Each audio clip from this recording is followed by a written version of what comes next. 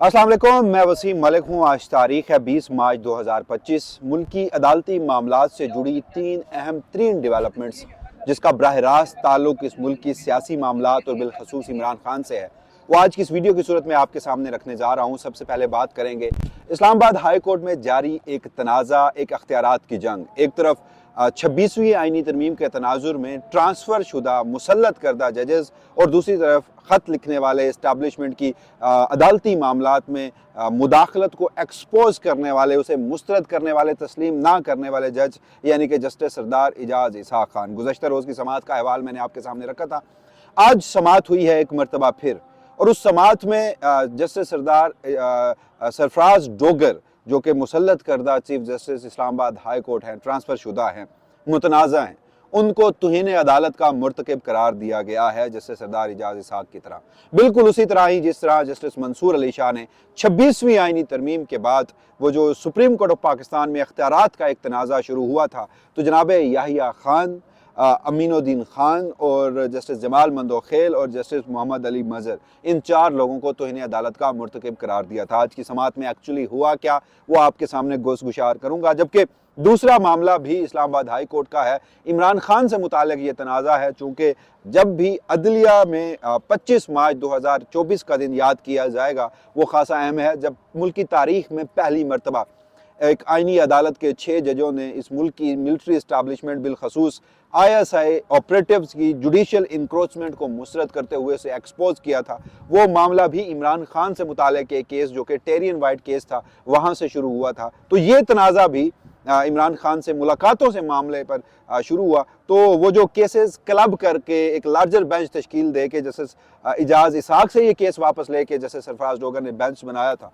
उसकी भी एक समाअत हुई है। उस समाअत में क्या हुआ है, सलमान अकरम राजा इंतज़ार पंजो था और बैरिस्टर गौर को तलब किया गया है। 24 मार्च तक समाअत मुलतवी की गई है। जबकि तीसरा अहम तरीन मामला इसी से मुताल्लिक़ है, वो है 26वीं आइनी तरमीम। वो वकला जो 26वीं आइनी तरमीम के खिलाफ बरसरे पैकार हैं।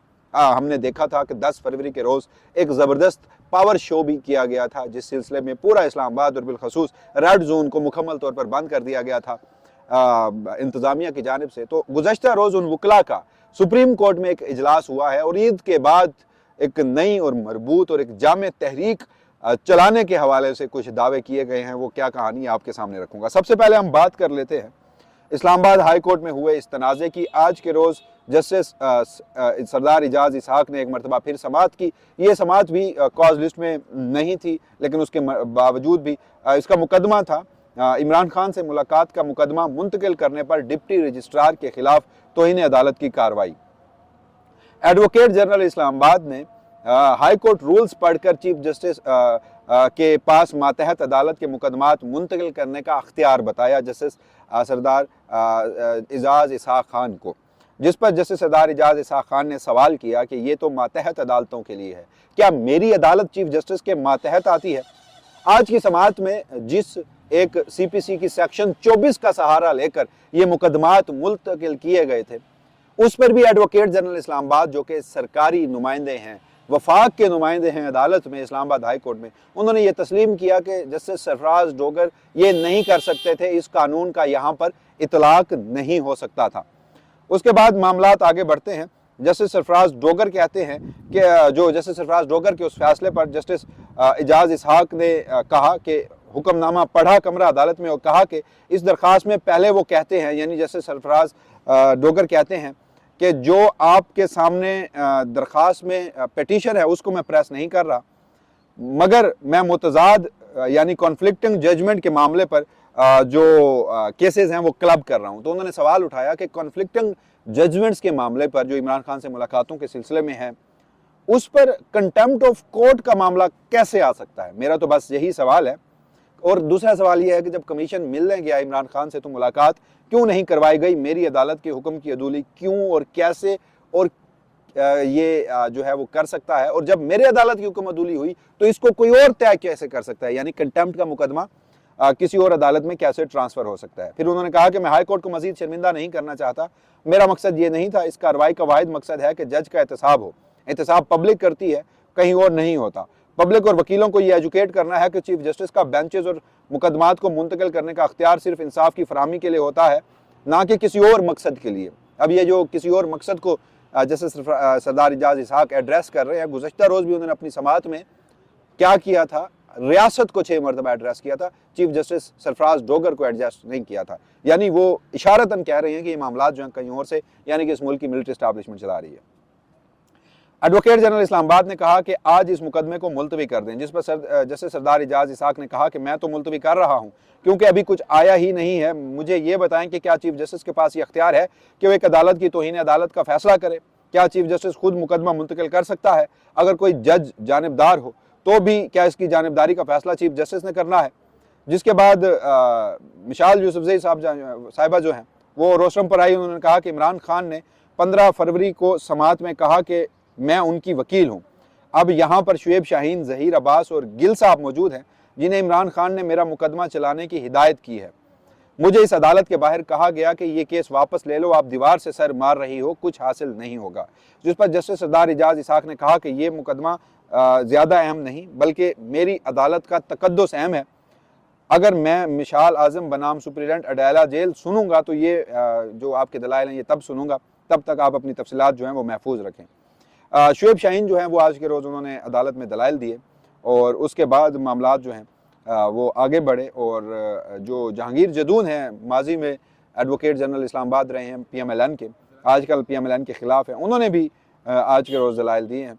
और जस्टिस सरदार एजाज इसहाक ने कहा कि रियासत ने बहुत सी टोपियाँ पहनी हुई हैं, रियासत सुप्रीडेंट की भी नुमाइंदा है तो सरकार की भी, लेकिन फ़िल वक्त दीगर मुकदमात की समाअत करनी है। जिसके बाद उन्होंने हुक्मनामा लिखवाया और कहा कि चीफ जस्टिस सरफराज डोगर की अदालत के फैसले को समझने के लिए एडवोकेट जनरल इस्लामाबाद की मुआवनत तलब की है, क्योंकि फैसले का पहला हिस्सा कहता है सुप्रीडेंट अपनी इस्तदा पर जोर नहीं दे रहा, लेकिन बाद में वही रिलीफ उन्हें दे दिया गया है। हो सकता है इस आर्डर का कोई और मतलब हो, इसलिए एडवोकेट जनरल इस्लामाबाद आइंदा समाअत पर मुआवनत करें। यह भी सामने आया है कि चीफ जस्टिस के सामने एक दरख्वास्त दायर की गई जो CPC की सेक्शन 24 के तहत थी। एडवोकेट जनरल ने कहा कि कुछ एतराज़ बरते हुए कहा कि सेक्शन 24 यहाँ पर लागू नहीं हो सकता क्योंकि ये हाई कोर्ट का बेंच है, कोई मातहत अदलिया का बेंच नहीं है जो कि चीफ जस्टिस के मातहत आता हो। जिसके बाद जो समाअत है वो ईद के बाद तक मुलतवी कर दी गई है और आज के रोज़ भी खासे अहम दलाइल दिए गए हैं। जैसे सरफराज डोगर ने कहा कि हमने देखा कि ये जजेस के दरमियान प्रॉपराइटी का मामला होता है। एक आम कोई और सिविलियन हो, कोई वज़ीर आज़म तक को इस मुल्क में तौहीन अदालत की सज़ा दी गई है। इमरान खान के ख़िलाफ़ तौहीन अदालत का एक मुकदमा सुप्रीम कोर्ट ऑफ पाकिस्तान में ज़ेर अल्तवा है, मगर जब जज तौहीन करता है तो जजेस कहते हैं कि ये प्रॉपराइटी, ये अदालती जो तकद्दुस है, अदालती एहतराम है, उसका तकाजा है कि हम जजेस के ख़िलाफ़ तौहीन अदालत की कार्रवाई ना करें। जस्टिस मंसूर अली शाह ने भी अपनी जजमेंट में ये लिखा था, लेकिन उन्होंने मुर्तकब करार दिया था। तो जस्टिस सरदार एजाज इसहाक ने आज के रोज़ कहा है कि अगर ये संगीन मुजरमाना तौहीन अदालत है, यानी जस्टिस सरफराज डोगर ने संगीन किस्म की मुजरमाना तौहीन अदालत की है, लेकिन मैं अपने जजेस के ख़िलाफ़ तौहीन अदालत की कार्रवाई नहीं शुरू करूँगा, लेकिन मैं इस मामले को तय करूँगा, इसके ऊपर एक फ़ैसला लिखूँगा ताकि हम एजुकेट कर सकेंगे। चीफ जस्टिस के पास ये अख्तियारात नहीं हैं।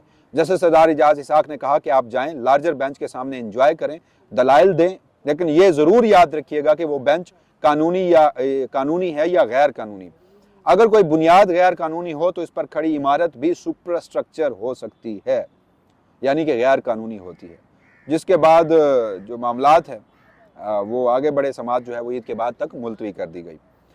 जबकि उसी मुतालिक जो एक लार्जर बेंच तश्कील दिया गया था जस्टिस सरफराज डोगर की सरबराही में, जिसमें जस्टिस अरबाब मोहम्मद ताहिर और जस्टिस मोहम्मद आज़म खान शामिल थे, उन्होंने इमरान खान से मुलाकातों से मुताल्लिक जो 20 दरख्वास्तें थीं उस पर समाअत की और सुप्रीडेंट अडाला जेल जो है वो ज़ाती हैसियत में पेश हुए, उन्हें भी उनसे भी जवाब तलब किया गया है। और साथ ही पाकिस्तान तहरीक इंसाफ के बैरिस्टर गोहर, ILF के जो इस वक्त चीफ ऑर्गेनाइज़र हैं इंतज़ार हुसैन पंजोता और सलमान अकरम राजा को तलब कर लिया गया है और अदालत ने मुलाकातों के मैकेनिज़्म से मुताल्लिक जवाब तलब किया है। केस की समाअत 24 मार्च यानी सोमवार तक मुलतवी कर दी गई है। ये दूसरी डेवलपमेंट थी।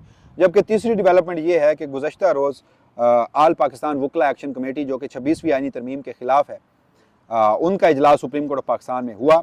सीनियर वकील हैं बैरिस्टर सलाहुद्दीन, कोऑर्डिनेटर हैं आल पाकिस्तान लॉयर्स एक्शन कमेटी के, वकला एक्शन कमेटी के। उनकी जानिब से एक अलामिया जारी किया गया है जिसमें बताया गया है कि आल पाकिस्तान लॉयर्स एक्शन कमेटी का इजलास 19 मार्च 2025 को सुप्रीम कोर्ट ऑफ पाकिस्तान की इमारत में मुनक्किद हुआ। इजलास की सदारत सुप्रीम कोर्ट के सीनियर वकील जनाब मुनीर मलिक साहब ने की, जबकि इसमें सुप्रीम कोर्ट बार एसोसिएशन के साबिक सदूर जिनमें जनाब हामिद खान, अमानुल्लाह कनरानी, आबिद जुबैरी, साबिक governor Sardar Latif Khosa, Pakistan bar council के अरकान Shafqat Mahmood Chauhan, Ishtiaq A Khan, Tahir Sarfraz Abbasi, Islamabad high court bar association के सदर Wajid Gilani, Lahore high court bar association के सदर Asif Naswana, Peshawar high court bar association Abbottabad bench के सदर सरदार अमान, लाहौर बार एसोसिएशन के सदर मुबशर रहमान और मुख्तलिफ हाई कोर्ट बार एसोसिएशन के साबिक सदूर जिनमें सलाहुद्दीन अहमद, राना ज़िया, अब्दुलरहमान, गुलाम मुर्तज़ा कंदवाल, तौफीक आसिफ, नियाजुल्लाह खान न्याजी, शुएब शाहीन समेत दीगर वकला ने भी शिरकत की।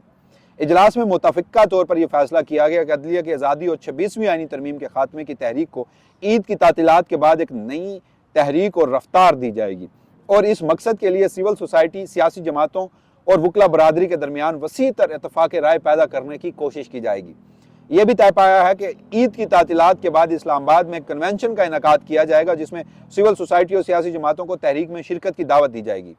मजीद ये फैसला किया गया है कि इस मकसद के लिए मुल्क भर की बार एसोसिएशन को हर सतह पर मुतहरक किया जाएगा और आल पाकिस्तान लायर्स एक्शन कमेटी की क़यादत अवामी मुशावरत और सियासी जमातों के साथ मुज़ाकरात में मजीद तवानाई और कोशिश सर्फ करेगी ताकि आइनी ढांचे को पहुँचने वाले नुकसान और रियासत के सबसे अहम इदारे यानी अदलिया की आज़ादी पर पड़ने वाले मोहलिक असरात को उजागर किया जा सके। ये 3 डेवलपमेंट्स थी। अब ये मामला जो हैं वो क्या रुख अख्तियार करते हैं, नोहा है पाकिस्तान की अदलिया का जो हम रोज़ पढ़ते हैं आपके सामने, मगर एड्रेस करना इसलिए ज़रूरी है कि आवाज़ उठाना ज़रूरी है। अगर आवाज़ ना उठाएं तो बिल्कुल इस्टेब्लिशमेंट और अदलिया को फ़तह करने वालों के जो सोल पर्पज़ हैं वो हर सूरत अचीव होते हैं। तो इन सारी चीज़ों को एक्सपोज करना मौजूदा वक्त में बहुत ज़रूरी है। तो इसी सिलसिले में इस्लामाबाद हाई कोर्ट की समात, इस्लामाबाद हाई कोर्ट की दोनों समातें और सुप्रीम कोर्ट के जो आल पाकिस्तान वकला एक्शन कमेटी की प्रेस रिलीज़ है वो आपके सामने रखी है। अब देखते हैं कि मामला जो हैं वो क्या रुख अख्तियार करते हैं। जो भी मज़ीद तफसीलात होंगी वसीम मलिक अपनी इसी प्लेटफॉर्म के तवस्सुत से आपके सामने रखेगा। तब तक के लिए मुझे दीजिएगा इजाज़त। अल्लाह निगहबान।